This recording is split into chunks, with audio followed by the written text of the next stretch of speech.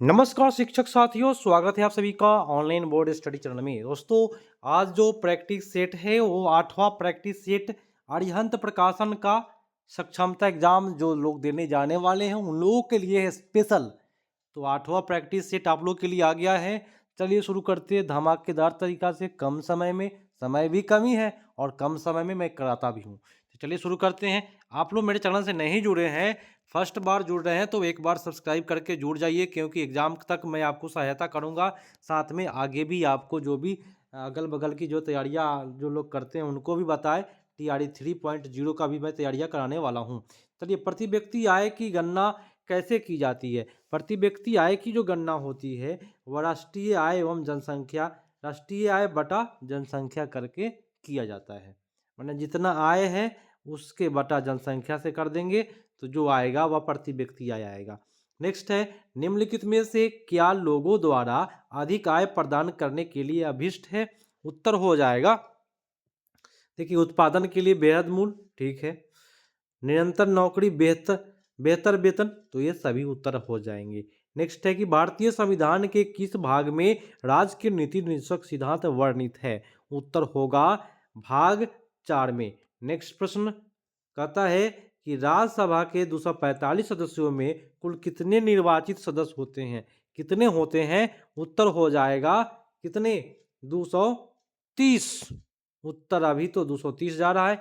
Next है, 1192 ईस्वी में पृथ्वीराज तृतीय को पराजित करने वाले सुल्तान मोहम्मद गौरी डैश का शासक था। मोहम्मद गौरी जो था वह अफगानिस्तान का शासक था। नेक्स्ट प्रश्न है कि किस वर्ष महात्मा गांधी ने रॉलेट एक्ट अधिनियम के खिलाफ सत्याग्रह का आह्वान किया था। उत्तर होगा 1919 ईस्वी में। अब इसमें मिलान करना है 77 नंबर का, तो चलिए मिलान कर देते हैं। ये होगा दीवानी, दीवानी जो हो जाएगा उत्तर आपका भू राजस्व एकत्र करने का अधिकार था दीवानी के पास। और फौजदारी अदालत का क्या काम था, इसका काम था आपराधिक न्यायालय, है ना। और जजिया क्या था, तो तीर्थकर था, जजिया कर। नेक्स्ट है, तीर्थ यात्री करता। नेक्स्ट है, दक्षिण आयनात के समय दक्षिणी गोलार्ध में कौन सी ऋतु होती है। तो उस समय में ग्रीष्म ऋतु होता है। नेक्स्ट, निम्नलिखित में कौन सा पठार अरावली और विंध्याचल पर्वत श्रेणी के मध्य में है। अरावली और विंध्याचल के बीच में मालवा का पठार मिल जाएगा। नेक्स्ट है, निम्नलिखित राज बोले तो केंद्र शासित प्रदेश में उलर झील स्थित है। उत्तर हो जाएगा जम्मू कश्मीर में। नेक्स्ट है, निम्नलिखित में कौन सा एक स्थलीय आवास का उदाहरण नहीं है। स्थलीय आवास का उदाहरण नहीं है, दलदल जो है वह स्थलीय आवास का उदाहरण नहीं है, वन है, मरुस्थल है, घास के मैदान है। नेक्स्ट है कि लौलोंग वाइल्ड लाइफ सेंचुरी कहाँ स्थित है। उत्तर हो जाएगा लौलोंग कहाँ है, झारखंड में है। खेलो इंडिया पैरा गेम्स 2023 का शुभंकर क्या था। इसका शुभंकर था उज्ज्वला, है ना, उज्ज्वला हो जाएगा इसका शुभंकर। नेक्स्ट है, तमिलनाडु का जल्लीकट्टू किस खेल से संबंधित है। जल्लीकट्टू जो हो जाएगा बैलों से लड़ाई, ठीक है। उत्तर भारत में प्रचलित मंदिर वास्तुकला की शैली है।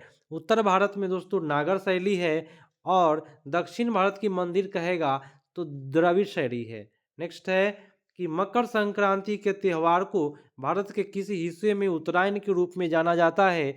उत्तरायण के रूप में गुजरात को जाना जाता है। मकर संक्रांति उत्तरायण गुजरात को जाना जाता है। नेक्स्ट है, रेगुर मिट्टी को डैश नाम से भी जाना जाता है।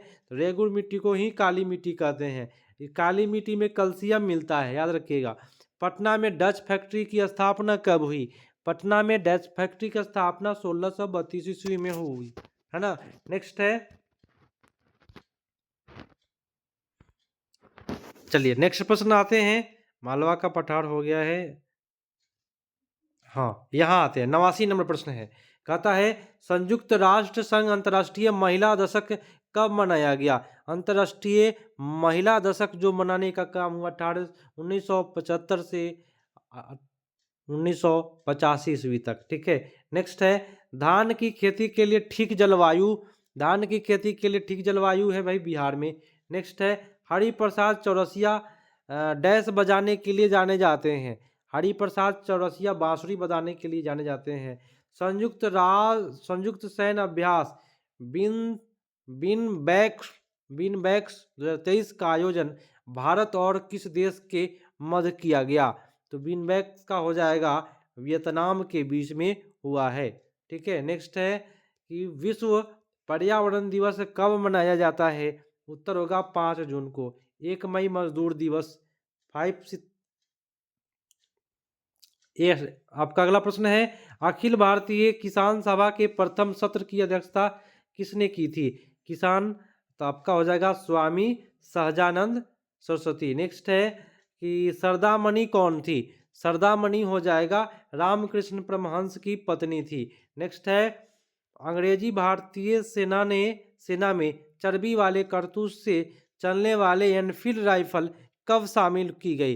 एनफील्ड राइफल को जनवरी 1857 में शामिल किया गया। बिहार में चंपारण सत्याग्रह के लिए महात्मा गांधी को किसने आमंत्रित किया था? तो महात्मा गांधी को राजकुमार शुक्ल ने बुलाया। नेक्स्ट है बंबई में अखिल भारतीय ट्रेड यूनियन कांग्रेस की स्थापना कब हुई थी?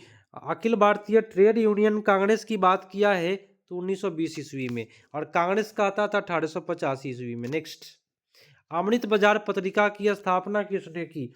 अमृत बाजार पत्रिका की हो जाएगा शिशिर कुमार घोष। नालंदा नालंदा किस धर्म का प्रचलित शिक्षण संस्थान था? उत्तर हो जाएगा बौद्ध धर्म का। नेक्स्ट है कि गांधी इरविन समझौता के हस्ताक्षरित होने में किसने महत्वपूर्ण भूमिका निभाई? उत्तर हो जाएगा तेज बहादुर अस्प्रू। नेक्स्ट है निष्क्रिय विरोध के सिद्धांत का प्रतिपादन किसने किया? निष्क्रिय विरोध का अरविंद घोष ने किया है। निम्नलिखित अखबारों में कौन सा मुख्यतः उदारवादियों की नीति का प्रचारक था? उत्तर हो जाएगा कौन सा? तो लीडर जो था उदारवादियों के लिए था, उग्रवादियों के लिए नहीं। नेक्स्ट है लोकसभा का सदस्य बनने के लिए 25 वर्ष, राज्यसभा के लिए 30 वर्ष और राज्यपाल राष्ट्रपति के लिए 35 वर्ष। चलिए भारतीय सेना में सर्वोच्च सेनानायक, तो सर्वोच्च सेनानायक जो होता है वह भारत के राष्ट्रपति होते हैं। नेक्स्ट है कि भारत में सांप्रदायिकतावाद का मुख्य कारण कौन है? उत्तर हो जाएगा राजनीतिक स्वार्थ में, है ना, हो जाता है। नेक्स्ट है निम्नलिखित में धर्मनिरपेक्षीकरण की प्रक्रिया का तत्व कौन सा है? उत्तर हो जाएगा कौन सा? तो विभेदीकरण है, धार्मिक ह्रास है, तार्किकता में वृद्धि हो जाएगा उत्तर डी पर। नेक्स्ट है स्वतंत्रता के पश्चात बिहार का प्रथम राज्यपाल किसे नियुक्त किया गया? बिहार का प्रथम राज्यपाल हो जाएगा उत्तर आपका जयराम दास दौलत राम। निम्नलिखित में कौन बिहार राज्य का विधान मंडल का अंग नहीं है? उत्तर होगा, देखिए राज्यपाल होता है, विधानसभा होता है, विधान परिषद, महाधिवक्ता नहीं है दोस्तों। उत्तर आपका डी पर चला गया। नेक्स्ट है बिहार का राजकीय वृक्ष बताना है। उत्तर होगा पीपल जो है राजकीय वृक्ष है। किस नदी को बिहार में अशुभता का प्रतीक माना जाता है? अशुभता के लिए कर्मनाशा नदी को अशुभता का प्रतीक माना जाता है। नेक्स्ट है बिहार में रेलवे परिवहन की शुरुआत हुई है, तो रेलवे परिवहन की शुरुआत 1860 ईस्वी में हुआ है। स्वस्थ बिहार कार्यक्रम के तहत लोक स्वास्थ्य अभियान कब प्रारंभ किया गया? लोक स्वास्थ्य अभियान 2 अक्टूबर 2011 को प्रारंभ किया गया। नेक्स्ट है यदि दूध को ग्रीष्मकाल में फ्रिज से बाहर रखा जाए तो खट्टा हो जाता है, इसका कारण है क्या? लैक्टोज एसिड में लैक्टोज शर्करा का रूपांतरण। नेक्स्ट है पीतल में कौन सी धातु होती है? पीतल में तांबा और जस्ता होता है। मायोग्लोबिन में कौन सी धातु होती है? मायोग्लोबिन में लोहा होता है। ठीक है, अगले प्रश्न पर आते हैं। प्रश्न है हमारे भोजन में आयोडीन युक्त नमक होना क्यों आवश्यक है? आवश्यक है यह थायराइड ग्रंथि के सुचारू संचालन में मदद करता है। नेक्स्ट,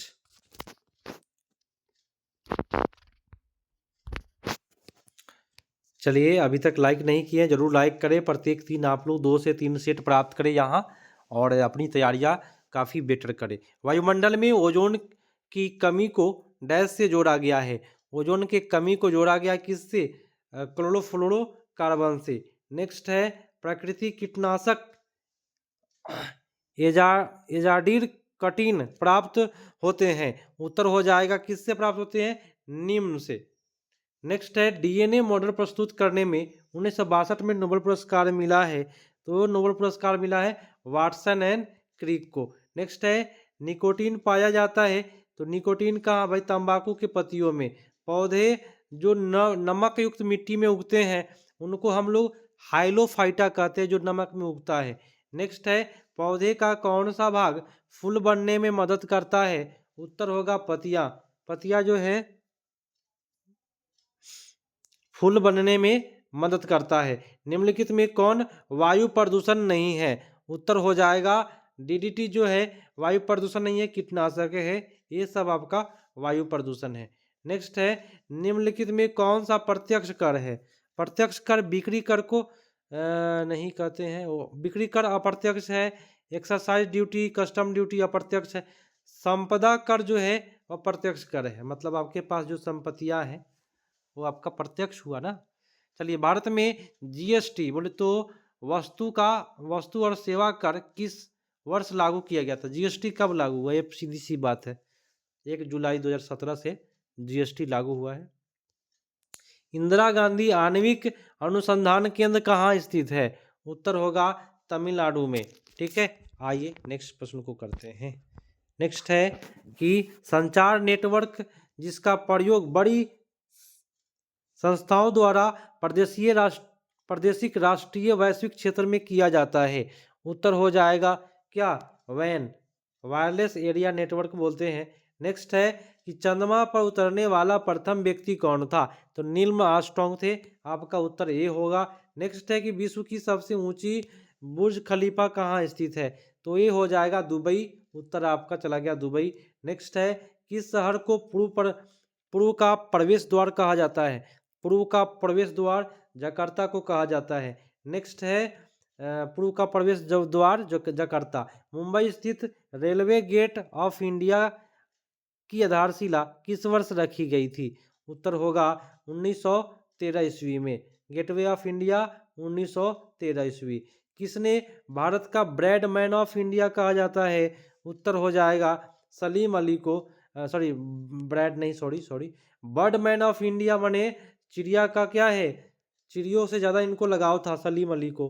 ठीक है, उत्तर आपका ये होगा। नेक्स्ट है कि कोनेरू हम्पी किस खेल से संबंधित है? उत्तर हो जाएगा ये होगा उत्तर शतरंज से। ठीक है, अगला है, राष्ट्रीय पर्यावरण अनुसंधान संस्थान कहाँ स्थित है? पर्यावरण अनुसंधान संस्थान आपका नागपुर में है। कहाँ है? नागपुर में। अंतर्राष्ट्रीय श्रम संगठन का मुख्यालय, आईएलओ का मुख्यालय पूछा जा रहा है, तो ये जिनेवा में है। नेक्स्ट है, बाल अधिकार संरक्षण हेतु किन्हें नोबेल शांति पुरस्कार सम्मानित किया गया? उत्तर होगा कैलाश सत्यार्थी को। नेक्स्ट है, इलेक्ट्रॉन का पूर्ण भार कितना होता है? इलेक्ट्रॉन का पूर्ण भार 1.6 गुणे 10 के पावर -19 कूलाम। नेक्स्ट है, रक्त का थक्का जमने के लिए आवश्यक थ्रोम्बोप्लास्टिन का स्राव डैश करता है? उत्तर हो जाएगा कौन करता है? तो प्लेटलेट करता है ना, प्लेटलेट करता है। नेक्स्ट है, फ्लोएम सदैव प्रवाहित डैश होता है? उत्तर हो जाएगा तनों से पत्तियों तक जो प्रवाहित होता है फ्लोएम का काम है। देखिए दोस्तों, मैं आपको बताऊं जाइलम फ्लोएम के बारे में। जाइलम जल जड़ से ले जाता है पत्तियों तक। ठीक है, और तने से पत्तियों तक। फ्लोएम का काम है खाद्य पदार्थों को पेड़ पौधे के प्रत्येक भागों में भेजने का काम फ्लोएम का। नेक्स्ट है, डीएनए की दोहरी पेंचदार संरचना की खोज किसने की? उत्तर हो जाएगा कौन सा? मॉरिस विल्किंस आपका उत्तर हो जाएगा। नेक्स्ट प्रश्न पर आते हैं। नेक्स्ट कहता है, धातुएं सामान्यतः डैश निर्मित करती है। तो धातुएं जो है ना क्षारीय ऑक्साइड बनाता है और अधातु जो है वह अम्लीय ऑक्साइड बनाता है। और अगला प्रश्न है, मलयालम भाषा अधिकतर कहाँ बोली जाती है? मलयालम जो है सबसे ज़्यादा आपको केरला साइड में बोला जाता है। संतोष ट्रॉफी किस खेल के लिए? तो संतोष ट्रॉफी फुटबॉल के लिए जाना जाता है। कुतुब मीनार कहाँ है? कुतुब मीनार हो जाएगा दिल्ली में है। खालसा किस धर्म से संबंधित है? उत्तर होगा सिख धर्म से है। पंचवर्षीय योजना किससे संबंधित है? पंचवर्षीय योजना हो जाएगा अर्थव्यवस्था से, भारतीय अर्थव्यवस्था, ये होगा उत्तर। ब्रिटिश संसद में सदस्य बनने वाले पहले भारतीय का नाम बताएं। उत्तर होगा दादा भाई नौरोजी। संस्थान लोग कहाँ रहते हैं? संस्थान लोग हो जाएंगे ओडिशा में मिल जाएंगे, नहीं? ठीक है।